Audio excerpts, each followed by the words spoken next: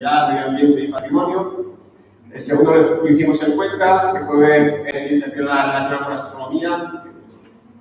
El tercero fue en Zaragoza, Ciencia Ciudadana relacionada con el mundo maker. Cuarto fue también aquí en Medina Prado, que fue Ciencia Ciudadana y comunicación tanto externa como interna, como entre proyectos, etc. Es algo muy importante, la comunicación entre la ciencia ciudadana, porque todos los proyectos tienen que ser casi por definición transdisciplinares. Entonces, es obligado que haya una comunicación muy buena entre todos los agentes. Y la quinta reunión fue en Barcelona, que nos ayudó muchísimo la oficina de Barcelona, la Universidad de Barcelona, que en esta imagen quiero también poner un poco lo que buscamos en este tipo de reuniones. Es que nos conozcamos entre todos, casi lo de menos es, no lo de menos, pero una parte son las ponencias, pero también es muy importante que habléis entre vosotros, que os conozcáis, que contéis vuestros proyectos y que surjan nuevas colaboraciones entre vosotros. Entonces, lo que nos centramos hoy es la actividad número 2, que es el Foro Internacional de Ciencia Ciudadana, en el que simplemente lo que queremos es conocernos todos, saludarnos y contarnos un poco lo que estamos haciendo. Hemos hecho un programa que va a ser muy apretado, con más de 40 ponentes. Vamos a ser muy exigentes con el tiempo, disculpad esto, pero si no va a ser una locura. Tenemos una persona para que os meta prisa. Hemos organizado varios bloques, con una serie de mesas redondas, una de estado de la ciencia ciudadana en general, tenemos mesas redondas de financiación, que os contarán la nueva convocatoria de FECIC o cómo pedir proyectos en H2020. Haremos una mesa redonda en la que contaremos un poco las conclusiones de todas estas acciones para impulsar la ciencia ciudadana. Recordad también que tenemos una serie de talleres abiertos a todo el público que podéis participar, que son talleres de 5:30 a 7:30, las 2 tardes, de mascota Cristina de Odonto de Forrosa, de Ciencia, por ejemplo, que lo veo por ahí. Bueno, y el viernes habrá 4 talleres también más. Estáis invitados a participar en ello. La ciencia ciudadana, ¿qué es eso? Es ponernos todos manos a la masa. Recordad también que estos son los 2 hashtags que usaremos durante el evento, para que los uséis. Después de cada uno os haremos preguntas desde la Junta de Ciencia Ciudadana. Por favor, responderlas si os apetece, y si son críticas también son muy bienvenidas. Y eso, recordad también lo que tenemos talleres en la zona de stand, que será en la primera planta, en el otro ala de Medina Prado. Luego también hay una visita a Medina Prado, para el que no la conozca, nos daremos una vuelta por Medina y os contaremos un poco os contarán cómo funciona y qué es lo que hay aquí dentro. Y por último, decir esto, que hemos relacionado este foro con los objetivos de desarrollo sostenible, no por nada, sino porque simplemente creemos que la ciencia ciudadana tiene muchísimo que decir en estos objetivos, porque estos objetivos, si no los adopta la gente, si no los afrontamos desde un punto de vista científico, que creemos que es la mejor solución para afrontar los problemas, si no los afrontamos así, será muy difícil que se consigan. Si no llegamos a todo el mundo, si no dejamos que todo el mundo participe de ellos, va a ser difícil. Y queremos simplemente, ya lo veremos a lo largo de la jornada, creemos simplemente que la ciencia ciudadana tiene muchísimo que decir en estos objetivos. Sobre todo, bueno, ya veis que cada objetivo, si no lo conocéis, cada objetivo se dedica como a un tópico en particular, pero el objetivo número 17, que es el de una unión global, de participar todos en todos ellos, es un objetivo transversal. Creemos que es allí donde la ciencia ciudadana tiene muchísimo que contar. Simplemente nada más. Este ha sido un poco el resumen de cómo van a ser las jornadas. Estaremos por aquí un equipo de personas. Cualquier duda que tengáis, os acercáis y os echaremos una mano en lo que necesitéis. Antes de empezar con la plenaria de Jennifer, me gustaría un poco, si no hay problema, que Marco de CIMAT y Jesús Marco de CESI nos contéis un poco, para que veamos un poco desde sus instituciones cómo ven esto de la ciencia ciudadana y qué consejos o qué aportes nos den. Muchas gracias. Bueno, pues nada, buenos días, gracias por la invitación. Muy rápidamente, yo soy investigador del sistema desde hace bastante tiempo y empezamos con un proyecto de computación voluntaria que se llamaba CIVIS. Fue un verdadero éxito. Yo usaba una frase que decía una antigua ministra que decía: esto es divertido, pero no es un juego. CIVIS fue divertido y CIVIS también, pero no es un juego. Nosotros, calculando, hicimos 2 tesis doctorales y publicamos bastantes artículos en revistas internacionales de impacto. Esto es ciencia ciudadana, es hacer ciencia con la colaboración de los ciudadanos. Damos un pasito más y vamos a invitar a los ciudadanos que colaboren con nosotros y que aporten mucho de lo que tienen. Es una forma interesantísima de aumentar el interés por la ciencia, de vivir la ciencia como disfrute. La ciencia es una parte de la cultura. Y es otra forma más de aumentar, voy a decirlo, la democracia. Que los ciudadanos puedan también opinar sobre asuntos que normalmente se reservan a los expertos. Yo creo que el esfuerzo de que la ciudadanía pueda también decir qué proyectos científicos le parecen respetables y qué proyectos científicos le merecen la pena porque aportan calidad de vida, sostenibilidad, creo que vale mucho la pena. Entonces, en ese sentido, desde CIEMAT pues, nos comprometemos en esa dirección. Veréis que tenemos varios proyectos y vamos a impulsarlos. Muchas gracias. Gracias, Paco. Bueno, yo soy Jesús Marco, soy vicepresidente del CSIC de investigación, aunque estoy aquí como científico, porque ya vine en anteriores ediciones y a mí me parece un tema muy importante y sobre todo estratégico de cada futuro. Yo también quiero agradecer a Fran, a Ibercivis, a los organizadores y a la CECID. Creo que es un área que tiene aún mucho recorrido, todos lo sabéis y sois conscientes, aunque no es fácil desarrollarlo. Paco ha hecho un discurso aquí siempre un poco político, pero algo más institucional. En el CSIC, en el Plan Estratégico 2021, tenemos este área como una de las importantes a desarrollar y desde aquí ya os emplazamos a que lo desarrollemos. Y hay científicos del Consejo que están hoy aquí y más que van a haber visto en las ponencias y que sepan que cuentan con nuestro apoyo institucional también. Lo que pasa es que sí que es cierto que el mundo luego de nuestros propios científicos no es tan fácil de hacer y eso es lo para el que comentar un poco más. Si no logramos el apoyo con más intensidad de la sociedad, todas las reclamaciones que hacemos siempre hay que hacer para invertir más en investigación, más. Y bueno, muchas gracias a todos por estar aquí. Many thanks to all of you that not speak Spanish very well because this is an international forum. Thanks for being here. Y gracias.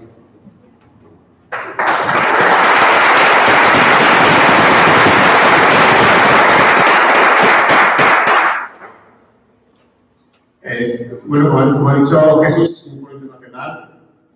Hemos preparado ahí, por si acaso alguien lo necesitamos, traducción para quien lo necesite. Tenemos ahí al fondo unos auriculares que os repartirán para la traducción simultánea entre castellano e inglés. Y sin más, vamos a dar comienzo a la primera charla. Jennifer, no sé si está por aquí. La tenemos por allí. Si te puedes explicar.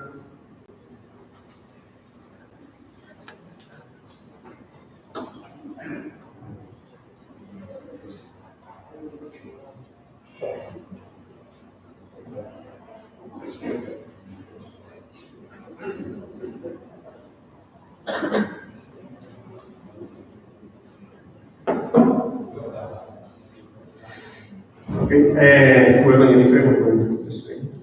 So thank you very much for being here. Your time, everyone. Thank you.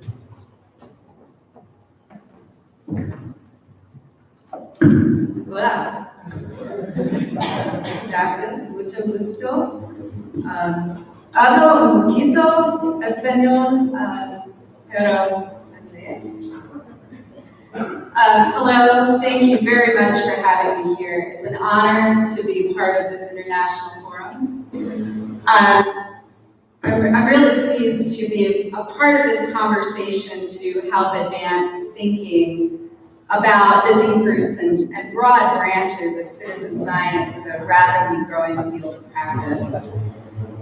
I am here from the state of New York and now the city of New York, and representing the Citizen Science Association that is based in the US. But But I am a herpetologist by training. I study salamanders and turtles and at times snakes. And by a twist of fate, I am a social scientist now. And I want to tell you a little bit about how I've made this journey and why I've made this journey into citizen science. And some of what I have learned along the way as I strive to study the range of practices that make citizen science work. And the fortunate position that I feel like I am in right now to help serve and engage people with the knowledge of practice through my role currently as the director of the Citizen Science Association. So very briefly, CSA, the Citizen Science Association, is a member-driven organization that connects people from a wide range of practices and experiences around one shared purpose, and that is to advance knowledge through research and monitoring done by, for, and with members of the public. Citizen science is really only the most recognizable term for this practice, but through many related practices, we are all together really expanding the reach and the relevance and the impact of science in almost every area of inquiry, both in the field and online, and through both local and global, and some might even say universal efforts. So right now, I'm riding a little bit of a wave of energy and maybe even a wave of exhaustion to some degree following the Citizen Science 2019 conference that took place last week in Raleigh, North Carolina in the United States, where with the theme of growing our family tree, we brought together over 800 people with ideas that reflect both the deep roots and the broad branches of this field. And one of the things that I do want to think about here together is just how far citizen science does reach into the many different disciplines in which we may work. And give you a sampling of some of the kinds of work that were discussed last week in North Carolina. So for example, there were researchers there from the local university, North Carolina State University, who were talking about dogs and how the microbes on the skin of people with dogs help them recover after surgery. Who knew? There were people there who were talking about drones and drone technology and how to use those as a tool for academic research. Others were talking about space and space sciences, investigating black holes and galaxies. And yet others who were talking about their traditions of wildlife trapping in northern Alberta and how trapping wolverines can build collaborative conservation efforts. So really, this is just a sampling of how far citizen science can reach, and even this is limited compared to the work that people are doing across this wide-ranging field. And this is a field that I feel very fortunate to have had a chance to work in for, and I hesitate to say this, 30 years now. This is a picture of me in high school in the 1980s, when I had a chance as a high school student to study sea turtles in the Yucatan Peninsula of Mexico as part of an Earth Watch expedition. So I was a volunteer, I was a student, I was 16 years old. I'll let you do the math there. And I was really inspired by the opportunity as a volunteer, as an amateur at that time, to be part of a study that was asking real-world questions about the survival of an endangered species, and doing research that made a difference in the world. And I went on from there because of that experience, really to pursue an early career as an educator, hoping to inspire other young people to explore questions and to engage their curiosity.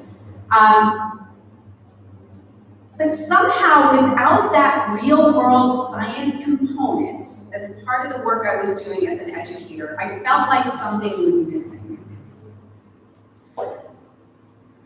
So at some point in my career, I turned back to science, and I went on to become a herpetologist, to really study in the field of reptile and amphibian biology. I did most of my work studying salamanders, but this is a much more beautiful picture to look at a sea turtle. And I naively went back into science, not just to pursue real-world questions, but because I felt like science could help me find answers. And I remember very naively saying to somebody at the time that I was going back into science as a way to finally know something, to really know an answer. But, you know, even though that might have been naive, it is very true that in many of the fields that we investigate, we have insufficient data, insufficient information to face today's problems, whether those are problems that are global in scale and require massive amounts of data to study, for example, trends in bird migration around the globe and across continents. Or if those questions are local and require really focused attention to issues that might be overlooked by scientists who work in academia. And I found myself drawn back towards citizen science as a way to really try to address the social and scientific significance of some of these questions and the answers that may be starting to find our way towards making a difference with these intractable problems. But I still found myself thinking that it's really often too easy to feel like science, such as the study of sea turtles, looks like this picture. On its own, out there in the world, taking a look at something that's happening. When in reality, today, science looks a whole lot more like this. And this is a photo of people studying sea turtles. In fact, the U.S. Fish and Wildlife Service volunteers studying sea turtles, surrounded by the social context in which science inevitably happens. Surrounded by media, by politics, by volunteers, by social values, by interest and conflict and curiosity, and all of these things that surround all of us in the world, not just science. And we have to face that simple questions and simple answers are really no longer enough to help us address complicated problems like climate change, like species decline, like all of the things that we may be talking about here when we think about the Sustainable Development Goals, or even public health concerns that are tied to environmental or economic injustices.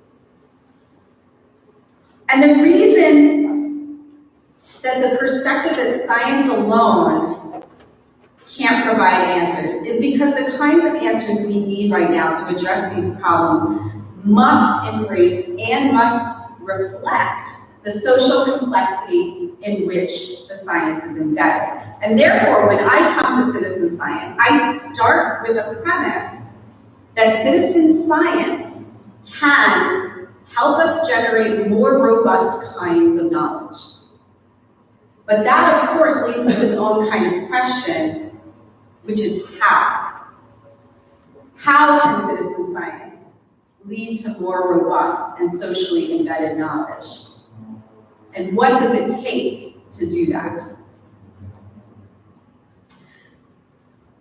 So for this reason, since the early 2000s, I've really reconnected and come back to the practice of citizen science. And since 2007, when I first had the chance to work with others in generating and sharing best practices for the field, at a conference where we connected with people who worked in astronomy, in water quality monitoring, in marine science, people who are working with worms, all kinds of scientific research.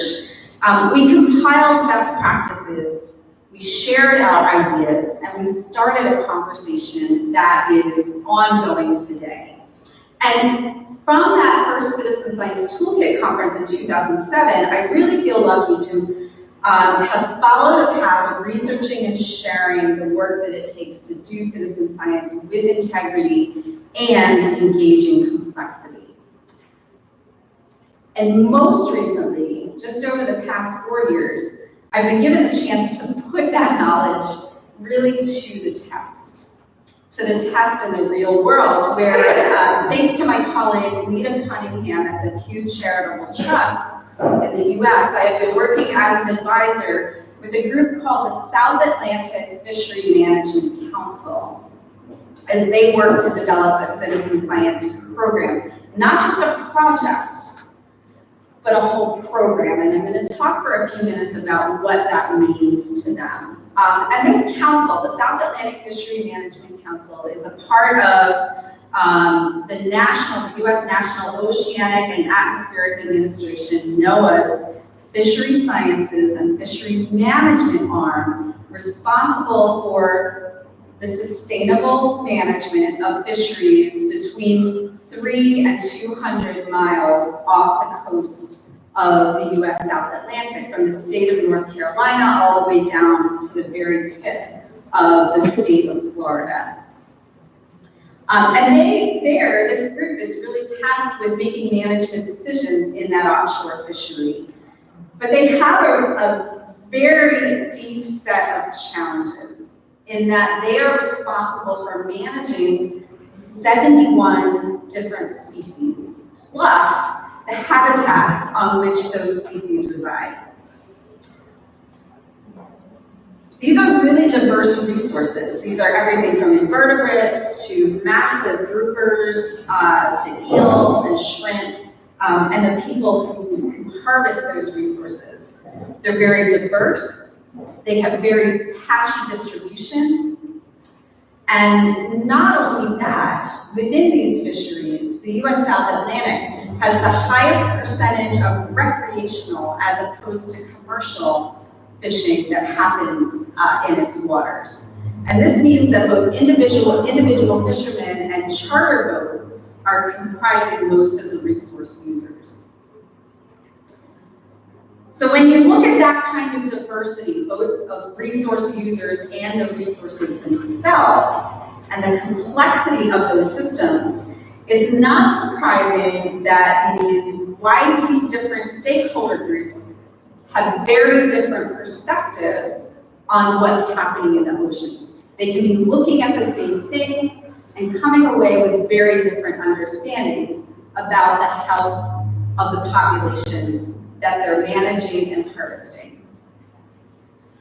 And so the Fishery Management Council, tasked with using the best scientific information available, even so, both the fishermen and the data scientists know that there are not enough resources, not enough research vessels, and not enough fishery scientists to get a clear picture of what's happening with those 70 species that they're tasked with managing. And it's for this reason, after many, many conversations, that the council has turned to the idea of citizen science as a way to start to get a better picture of what's happening in those systems. And they've turned to citizen science with high hopes, not just for better scientific information, but for engaging that complexity of the system, and with high hopes for more data and more trust between the stakeholders as they start together to generate a better understanding of what's happening in order to improve the fisheries management that they can do together. One of my collaborators, when we presented on this together last week, referred to the potential of citizen science as a Rosetta Stone for fisheries management, to help both the fishermen and the scientists come to a shared understanding of what's happening. So this is far easier said than it is to do. And 4 years ago, when I walked into this collaboration, I was completely naive about fisheries management, and I was armed only with those best practices of citizen science. I came in with an academic understanding about what it takes to do citizen science, and with a particular focus of what it can take to do citizen science in management contexts, where I have been working with a partnership through the U.S. Fish and Wildlife Service to do a review of best practices and frameworks for citizen science, and had recently published at that time, along with Rick Bonney at the Cornell Lab of Ornithology, a synthesis of the components of citizen science necessary to work on in order to do citizen science with integrity. And I won't say that this is brilliant. These are ideas that those of you in this room who are doing citizen science are probably very familiar with. In order to do citizen science, you have to identify your goals. You have to make sure that everybody involved has the capacity to achieve those goals. You design and you refine your protocols. You manage things, you apply what you learn, and you adapt. And you do this with depth over all of these different areas of work. And I'm not going to ask or expect everybody to absorb the details of this graphic and this information. I'm happy to send you the publication if it's useful, but I want you to look at this grid, because we're going to come back to it as I describe what my colleagues in the South Atlantic did in order to build the infrastructure for better data and better trust and better management. Because all of these things make sense. To do good citizen science, it makes sense that you identify goals for science, that you establish capacity for volunteers and partners, that you design and you refine your question and your protocol. So it all is intuitive. But when you take all of these things and you try to put them into action, what does that look like, and what does it take? And we know that many of us, when we start out to do all of this, we do this in the context of a project. We start a project, we ask a question, and we encounter all of these best practices as we go. But my colleagues in the South Atlantic didn't start there. Rather than starting with a project, because in their context there was so much at stake in terms of the trust between the fishermen and the scientists, that they started instead by laying the groundwork for programmatic infrastructure. And so in 2017, the council gathered together over 60 different people, 60 different stakeholders, including fishermen and data scientists, educators, managers of state agencies and federal agencies, and academics and others, to start to envision what it would take to really do citizen science that could establish trust, that could establish better data, and that could be used to inform management decisions that everyone could agree were in the best interest and could be used towards the benefit of sustainable fisheries. And it was from this meeting that this group developed a blueprint for their citizen science program that outlined 5 action teams. They called them A-teams, that covered these different areas from what it takes to support volunteers, to how to do data management, everything all the way down to how to finance the projects and the programs for the sustainability of this whole infrastructure.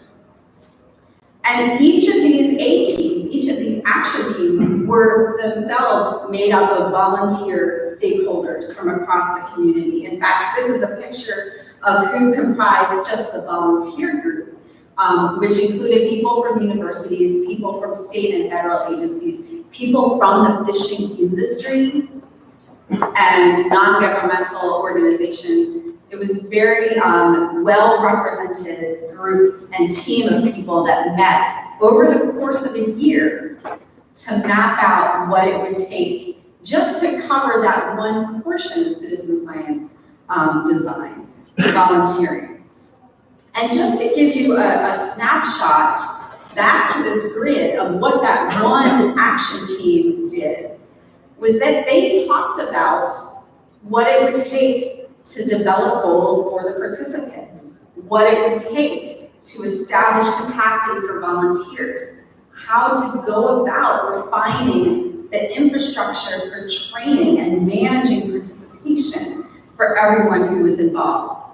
This one team laid the groundwork for the transparency of the expectations as the program and subsequent citizen science projects were developed. And this, again, was just one piece of the program that the South Atlantic partners developed, and they are now, after 4 years, at the point where they have standard operating procedures developed by these volunteer teams that cover everything from how to do the data management, to how to orient and train volunteers, to how to communicate and support the financial sustainability of these projects. Together, these teams have built the infrastructure to now, finally, after 4 years, launch their very first project.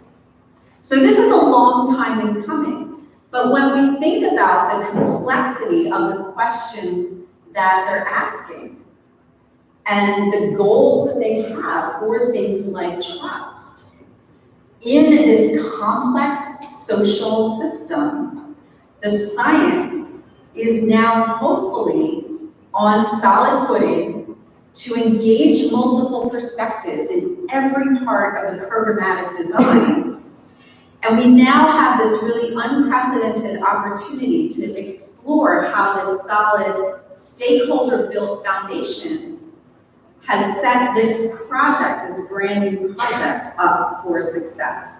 And I'm really excited to see where this goes when this launches later this year. This is an app to invite fishermen to report on the release of one species of grouper when they're out fishing in the deep waters, which is information that can be used in a stock assessment that will inform fisheries management into the future.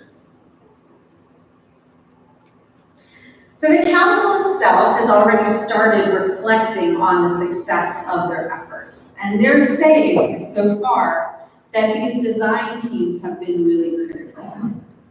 That it's been very important that partners from all perspectives have been involved from the start, including fishermen, to keep the project based in reality. Everything from what kinds of data fishermen are likely to report, to how they use an app out on the boat, and simple things like geolocation, which could be easy in an app, might be hard when fishermen say, I don't keep my phone on when I'm out on the boat because it runs the battery down. I'm not going to use that geolocation feature because my battery will die when I'm out fishing. This kind of reality, this kind of complexity has informed the development of the program and the project from the very beginning. And the insight that I find that's been throughout the collaboration of all of these partners is that of managing the expectations of everyone involved, keeping everyone clear about what the goals are and what it takes to get to those goals, and how they're doing towards achieving the expectations that they all bring to this project for better data, better trust, and better management.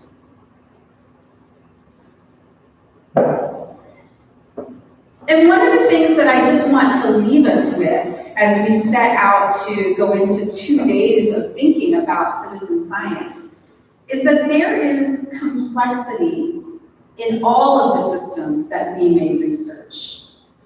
Fisheries is just one. It's socially complex. but so is mapping neurons in the brain, for example. This photo at the bottom is from a project called EyeWire, which engages people online in mapping neurons in the eye to help us better understand the complexity of vision.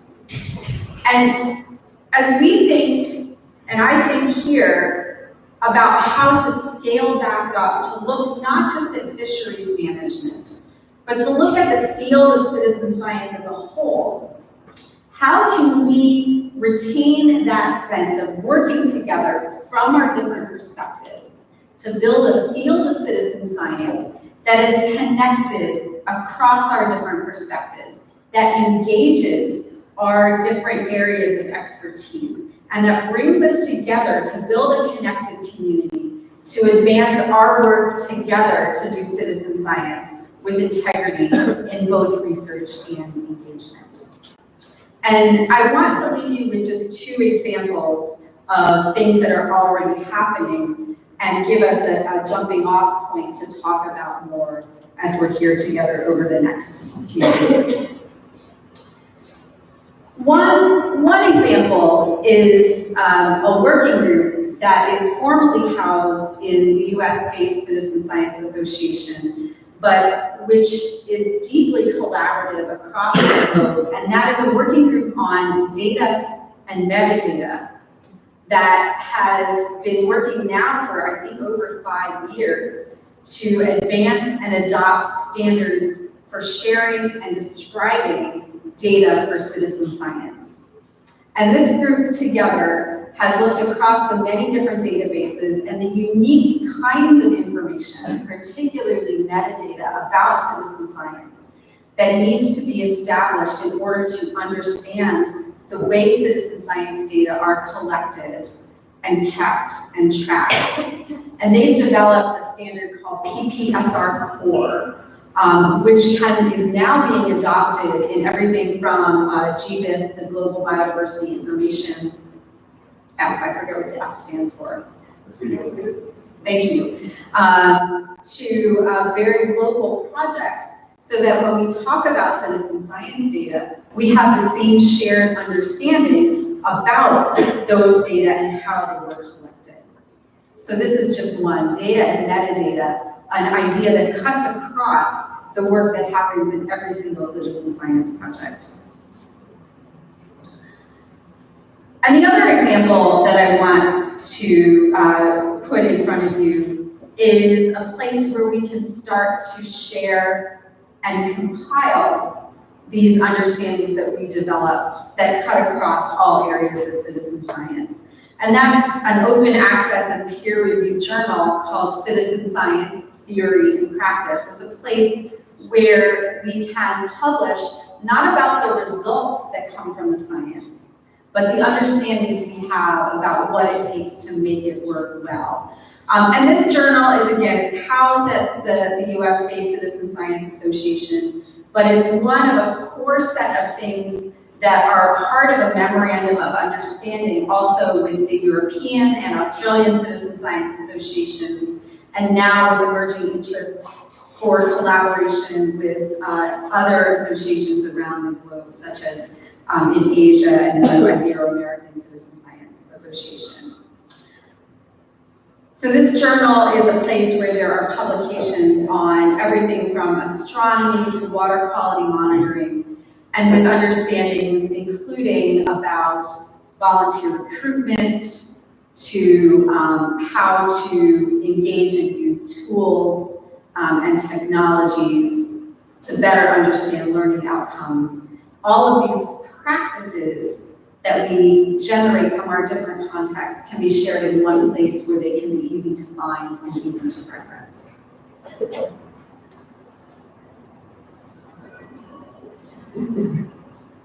And here's yet another example, although I wanted to comment very briefly about a chapter that I published just this last year in a book that was released by the European Citizen Science Association on innovations in open science and society and policy. And in this chapter, one of my key conclusions is the value of cross-disciplinary networking, and what that offers towards advancing innovations and practices around the shared concerns, no matter what discipline we're working in, where we're employing citizen science approaches. Because at this point in the field, we're at a really generative and innovative point in citizen science, with work that's enhanced by new technologies, by the mobilization of public insights at various phases of research, by increased cultural appreciation, and appreciation for culture and the role of culture in science. All of these, it's by thinking in new and creative ways about how science can be enhanced and about the opportunities for the transfer of that knowledge. It's by engaging these different insights that we start to see rapid innovations and changes in this field through the many complementary and intertwined practices that make citizen science so powerful. And I just want to leave you with the thought that in North Carolina last week, not only were there talks on dogs and on galaxies and on drones, but there were talks on ethics and on law and policy, on data standards, on artificial intelligence, and on Bitcoin, things that I'm just beginning to appreciate in this field. All of these different insights are what we need to be engaging to help innovate and grow this field. So I want to ask and invite all of you here today to look around the room and see who it is that you don't know. Who it is that's working in a field that's different than your own. Somebody who approaches collaborations from a new angle, or a new technology, or a new insight. And these are the people to engage together here to grow a connected community for citizen science. Because it's the boundaries, and by spanning the boundaries of place and discipline, that we work to grow a connected community. And it's when we broaden who it is that contributes to, shapes, and uses citizen science that we expand the opportunities for these efforts to address questions with increased data and with increased insight, to develop the shared and complex social and scientific understandings of problems, to open new opportunities for discovery, scholarship, learning, justice, and action. Thank you.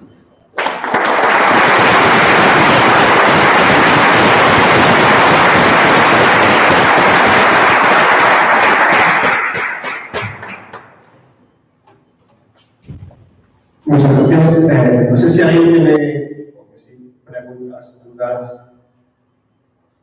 Para allá.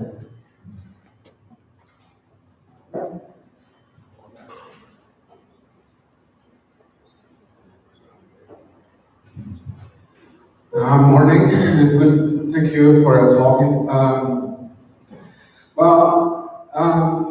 Something very interesting in citizen science is the improvement of new technologies that you said very well. And but the problem, I think, is that we talk a lot about many different new technologies, but we still with a basic problem. It's not a basic problem because it's an old problem, but it's a new problem actually. And this is the more important thing. When we talk about artificial intelligence or big data and so on, we're talking about something that neurological or mentally is changing our capability to understand the world. There are a lot of massive number of data that more readable by machine than by a human. And at the end, these produce a lot of noise and not so important or interesting potentiality for knowledge. So when you say about new discussion about this. I think that's very important because we have to understand well the traditional cultural, traditional background that we have, but also face the new realities of the world. That's also a matter of citizen science, to how to promote more knowledge to dynamically spread the society, facing this new reality of big data and machine and algorithm. I'm not primitivist, actually. I'm not very into technology, but I think that we have to be very critical with this. And this is very interesting to see that, like, around the world, there are a lot of people already doing this, as you said, maybe in US as well. So my question is,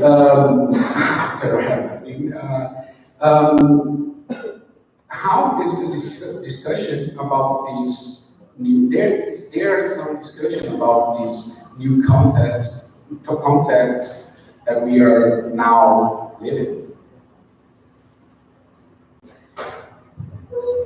There is a lot of depth to your question. I'm not sure that I fully capture what you're saying, but one thing I will just reflect on is that more data does not necessarily mean better answers. And I think that as we look at the technologies, particularly for big data, one of the things I think you're alluding to is we need to also build our skills for data interpretation, not just at the scientific level, but for all of us who are consumers of information and users of information. And I think that's a frontier for this field. How do we start to better understand how to read and interpret and think critically about the information that we're confronted with? I don't know that that's an answer. I'll look forward to talking more.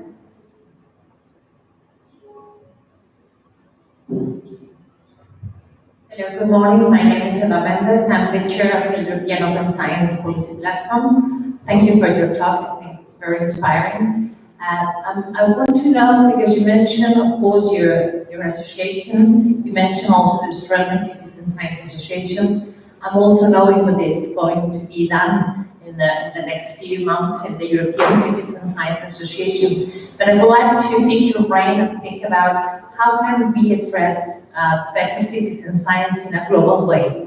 Do you have any kind of global project, international citizen science? Because I think open science and citizen science should be global. So I don't want to create yet another cycle of the science in the citizen science environment. So again, just a very brief comment to that point about global citizen science. There's an initiative emerging from, it was inspired by the UN, in part with the Sustainable Development Goals, for a global citizen science consortium and a global citizen science project. And both of these efforts are engaging, in fact, just met last week in Nairobi, engaging stakeholders from around the world, across all continents. And the focal project that they're working on first is on mosquitoes, a global mosquito alert project. And the challenges there, of course, are that we want to, when we think about global citizen science, we think about wanting to have one data set, one protocol, one question. But when you look at the reality in different places, the questions and the protocols may be different. And so how do we build a global collaboration that develops some kind of shared data, but that accommodates the realities and the needs for specific protocols that address, local or regional problems. So I'm excited to see how some of these global collaborations unfold across associations and across all groups who have an interest in citizen science at a global level.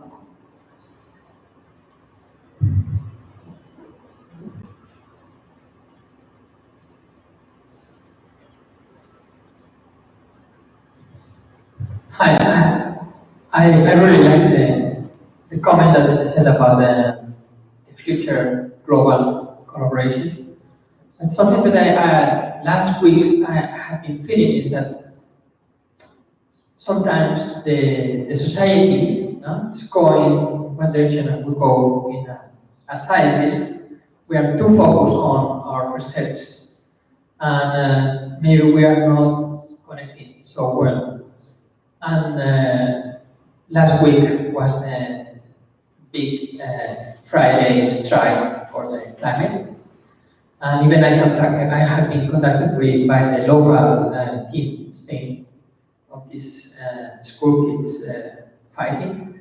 And I thought, well, maybe you should start a citizen science. No? And I see the potential, no? Imagine all that school kids that not only do the strike, also take data to fight the climate change. No? But I see how for them alone will be very difficult to get maybe the funds to create something like this. So my question for you is, how do you think that we could build bridges between the regular citizens that have problems that maybe in the academia are not so studied, like for example concrete. I found the concrete is one of the big problems from the CO2 emissions, but I found that there's not so much analysis of what is the amount of concrete with it and salt or whatever. No? So my idea is, we in the academia we are very biased by the publication bias and the citations and that. Many times maybe we are not addressing what society wants and is more what our fields and our career is more driven now. So that's my question: how we could be more integrated with society? I think that's an important area of work and of evolution in science. Now, of course, there are scientists who work in many different domains. Not all scientists work in academia. And I think sometimes it's scientists who work outside of the academy who have more flexibility to do this kind of responsive research. But at the same time, we also know that many scientists within academia are increasingly dissatisfied when the research that they do does not result in change in the world. And some research that I've done in my past has been to talk to scientists, to interview scientists. Actually, one of the scientists that I interviewed is Karen Cooper, who will speak with us tomorrow, to understand why they chose to do citizen science, something that's very risky, could be seen as very risky as part of their career. And while this doesn't address the question that you raised for us, which is how do we ask different kinds of questions, what I heard from talking to scientists in conservation, in resource management fields, was that citizen science can start to give them a way to address new kinds of questions, questions that are engaging both their academic commitments and also engaging with the public to start to work towards change. How they see that change happening varies from person to person. But I think citizen science gives us a chance to shift the kinds of science that are possible within academia to help us see new ways to ask questions, and sometimes to even help us see new questions that can be pursued as part of an academic career. A lot more to talk about there, for sure.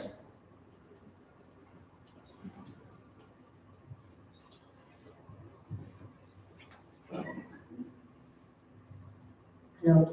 Regarding the scientists that you have talked about, the thing that I find sometimes the most difficult to do citizen science is not to reach the people, or maybe rich people is easier for me, than rich maybe scientists.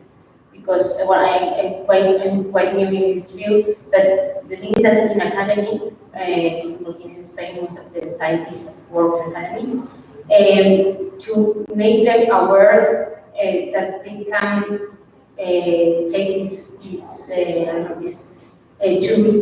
to engage or to potentiate the research they are doing. And because I think that this is really a challenge to this kind of science.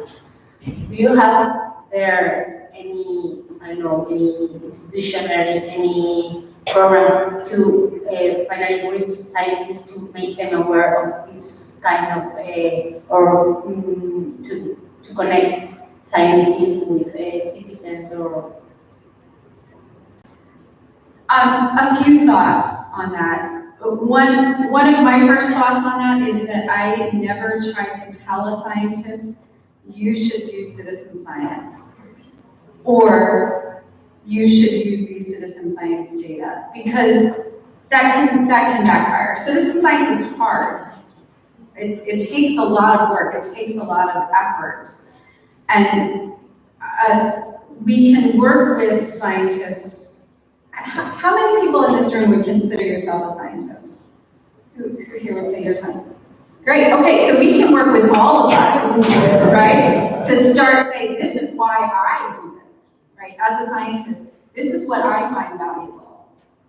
This is why it's worth it for me as a scientist, and help share that with our colleagues in academia and other places.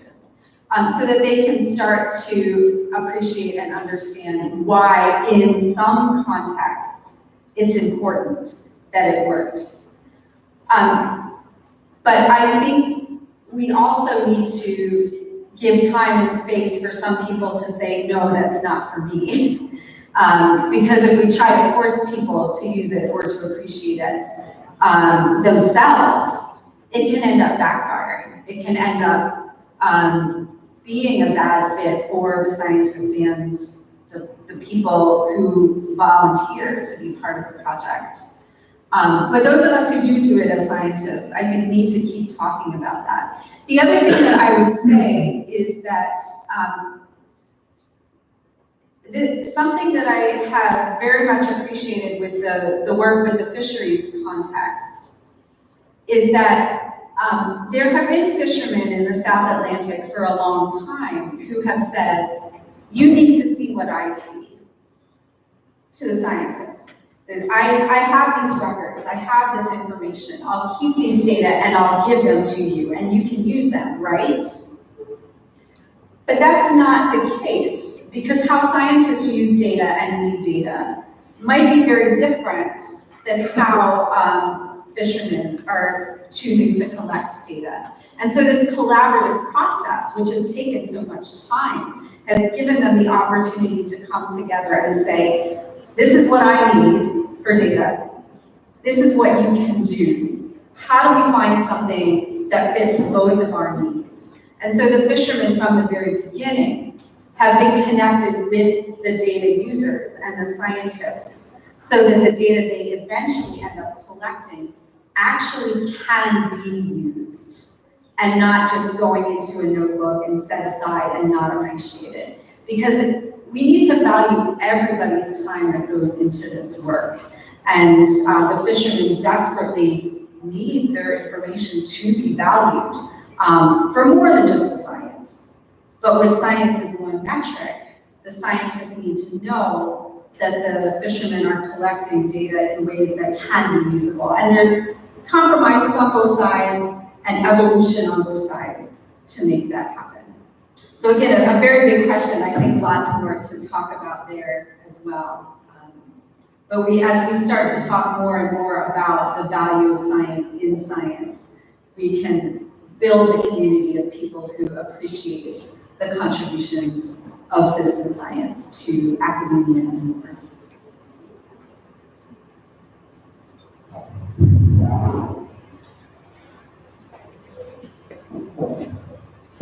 Hi, Jennifer. Thanks for the exciting talk. I think that you point out some very critical questions that the effort you need to set up a proper citizen science project. And in this sense, I was wondering if we to comment a bit about the research infrastructures. And let me give an example. In oceanography, there is not much sense that every time that I set up a project, I build my own ship. The ship should be there. And I think that my feeling is sometimes in citizen science, people are doing something like this. They design a project, they need a ship, and they build their own ship. And this takes a lot of effort, a lot of time, and many of the resources that you sometimes take. So, do you want to comment something about what kind of research infrastructures we would need for a better citizen science? One of the things I can say to that, which might not be about infrastructure to start, but is more about collaboration. Going all the way back to 2007 when I was involved in the first Toolkit conference, one of the very first pieces of advice that we put out was don't reinvent the wheel. Don't build your own project if there's one out there that you can collaborate with. At the time, we were seeing, I don't know, 10, 12 different projects all on butterflies, for example. So each had its own focus, but there were certainly things that they could learn from each other and use, and eventually, over 10 years following that, they did come together to do the hard work to bring their data back to generate insights that would have been easier if they had all started out with the same protocols.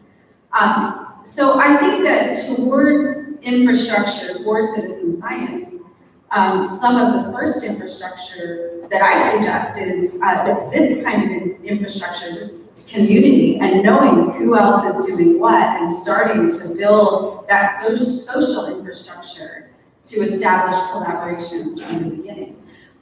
But then also infrastructure, like I know you've been involved with the data and metadata working group, and that kind of infrastructure to adopt and share across projects so that data can be more widely used.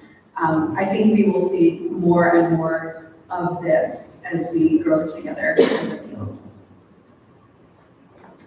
Okay, last question. Last one, sorry.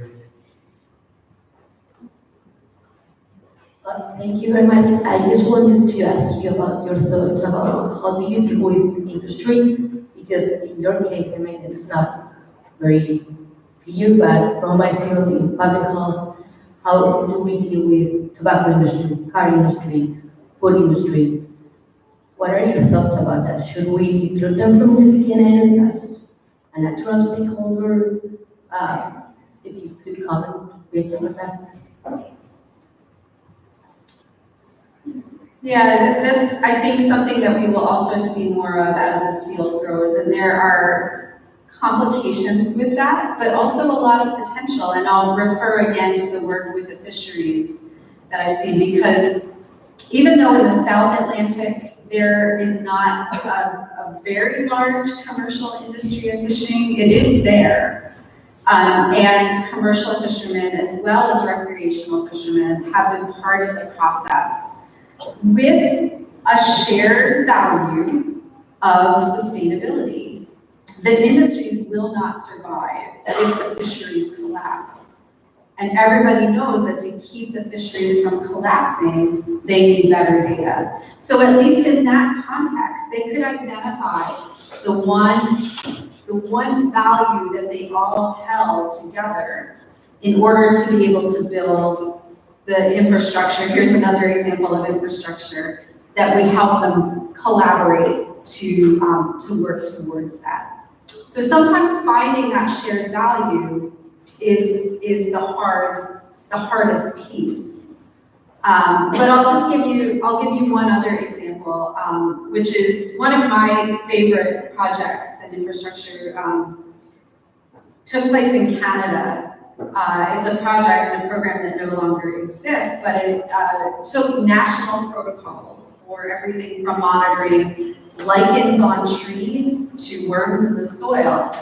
And it went into communities where there were concerns and identified issues of concern and shared values to choose a monitoring protocol they could use to address that. And to make a long story short, in one town in southern Canada, the community identified air pollution as a shared concern. They monitored lichens.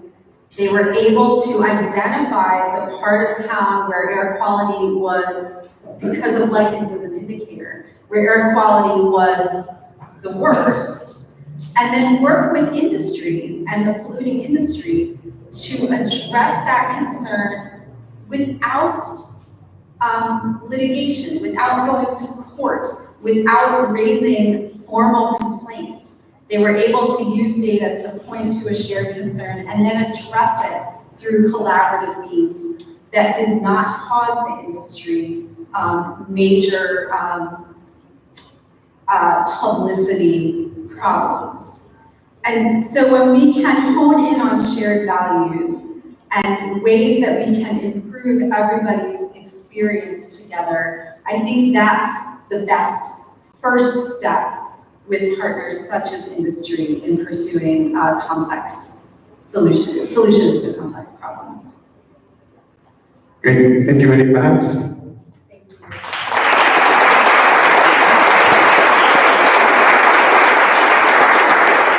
So we are going to have a coffee break now, and later we are going to have a visit to the Medalla Prado.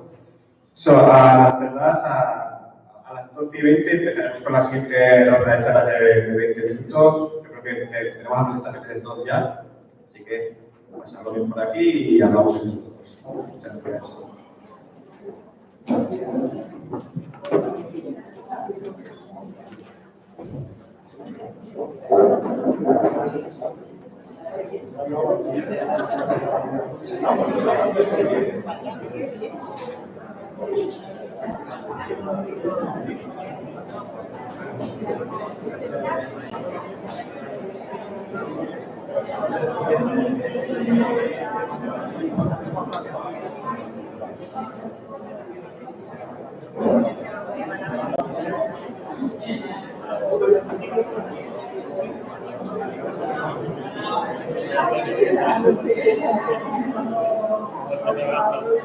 Yo lo que me he quitado es este. Un poco el cuadro, porque ya puedo dar la mano.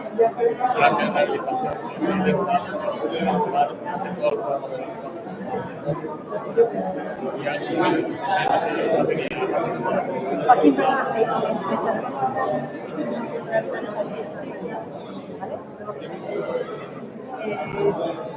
si quieres aprovechar para tomar un café,